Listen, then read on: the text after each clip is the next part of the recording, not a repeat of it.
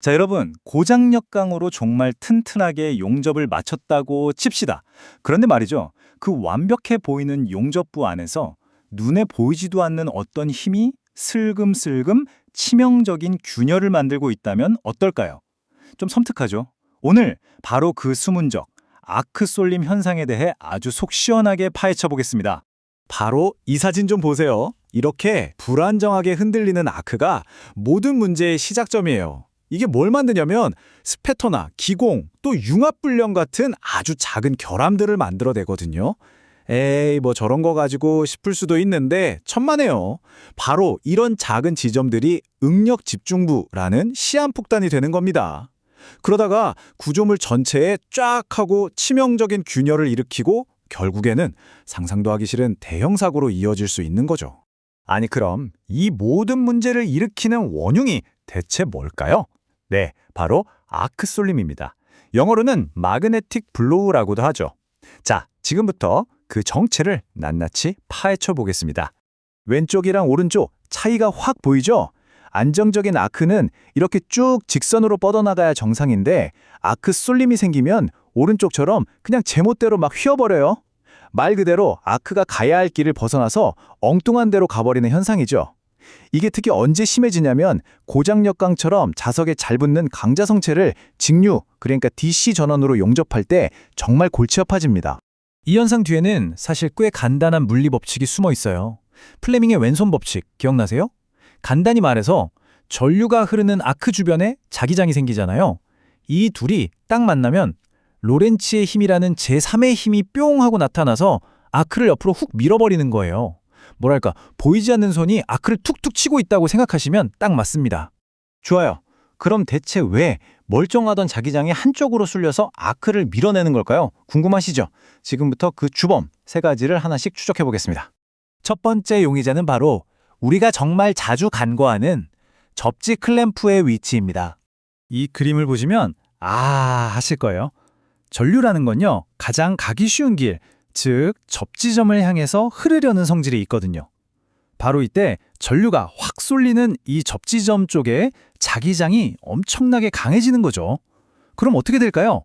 마치 자석의 같은 극끼리 밀어내듯 이 강해진 자기장이 아크를 저쪽으로 가라고 가차없이 밀어내는 겁니다. 자, 두 번째 원인입니다. 이건 용접하고 있는 재료 자체의 모양, 그러니까 모재의 형상과 관련이 깊습니다. 이거 진짜 재미있는 현상인데요. 용접을 쭉 하다가 모재의 가장자리나 모서리에 가까워지면요.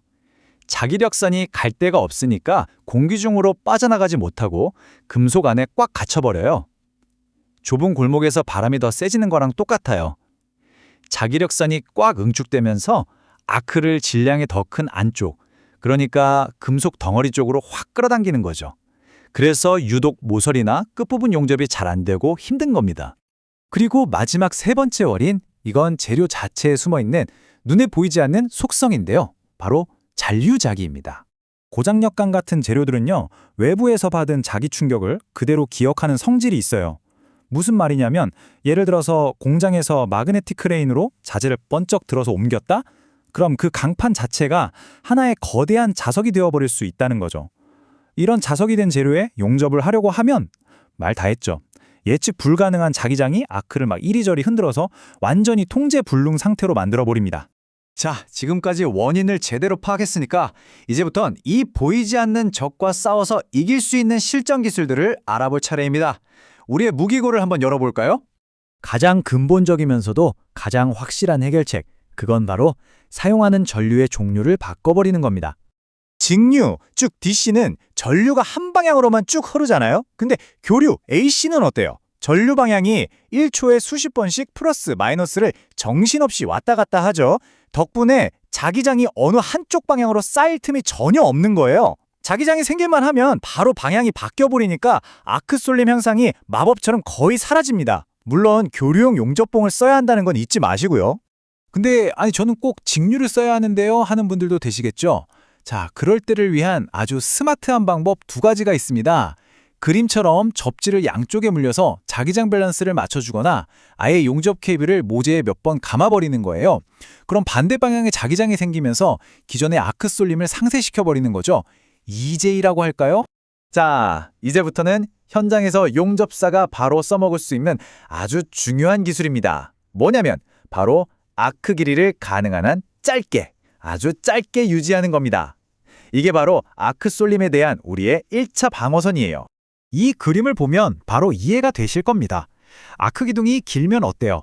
바람에 흔들리는 긴 나뭇가지처럼 차기력에 밀려날 면적이 넓어지니까 휙휙 흔들리기 쉽겠죠. 하지만 아크를 아주 짧게 유지하면 이 아크 기둥 자체가 물리적으로 굉장히 단단해져요.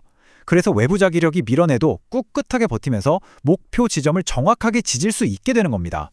이것 말고도 쓸 수 있는 물리적인 방법들이 더 있습니다. 예를 들어 아크가 오른쪽으로 쏠린다? 그럼 토치를 살짝 왼쪽으로 기울여서 힘의 균형을 맞춰주는 거죠. 또 용접 시작점과 끝점에 엔드탭이라고 부르는 고철 조각을 덧대는 방법도 있어요. 이렇게 하면 골치 아픈 질량 효과가 내가 용접할 본 제품이 아니라 저 고철 조각에서 일어나게 만드는 아주 영리한 방법이죠. 방금 말씀드린 두 가지의 핵심 기술, 토치 각도 조절과 엔드탭이 바로 이겁니다. 쏠리는 힘에 맞서서 각도로 정면 승부하거나 아니면 문제의 원인이 되는 질량 효과 자체를 엔드탭이라는 다른 곳으로 싹 옮겨버리는 거죠. 정말 현명한 물리적 해법 아닙니까? 자, 좋습니다. 이제 우리가 배운 이 모든 지식들을 하나로 모아서 아크 쏠림을 완벽하게 내 손 안에서 컨트롤하는 방법을 정리해 보겠습니다. 이 제어 매트릭스가 오늘 내용의 하이라이트라고 할 수 있습니다. 한번 볼까요? 자, 첫째, 접지 위치 때문에 쏠림이 생겼다. 그럼 뭘 써야 할까요? 그렇죠. 양면 접지나 케이블 랩핑이 정답입니다. 둘째, 모재 끝부분에서 질량 효과가 문제다? 그러면 엔드탭을 쓰거나 아크를 짧게 가져가야죠. 셋째, 아무래도 잔류자기가 의심된다. 그럼 가장 확실한 교류를 쓰거나 아니면 탈자 작업을 해야 합니다. 이처럼 원인만 제대로 알면 최적의 해결책을 바로바로 꺼내 쓸 수 있는 겁니다. 마지막으로 깔끔하게 정리해드릴게요. 아크 쏠림은 자기력 때문에 아크가 휘는 현상이고요. 주범은 접지 위치, 모재 모양, 그리고 잔류자기 이 세 가지입니다. 해결책은 교류 전원을 쓰거나 접지를 제대로 하거나 아크를 짧게 유지하는 것 등이 있습니다. 여기서 제일 중요한 포인트는 뭐다? 항상 원인을 먼저 정확하게 진단하고 거기에 맞는 올바른 처방을 내리는 것. 이게 핵심입니다. 자, 이제 이 모든 지식으로 무장한 여러분은 더 이상 눈에 보이지 않는 힘 때문에 내 용접 품질이 엉망이 되는 걸 그냥 지켜만 보고 있지 않아도 됩니다. 여러분은 이제 이 현상을 이해하고 원인을 분석하고 마침내 완벽하게 제어할 수 있게 된 거죠. 완벽한 용접을 향한 열쇠는 바로 여러분 손에 쥐어져 있습니다.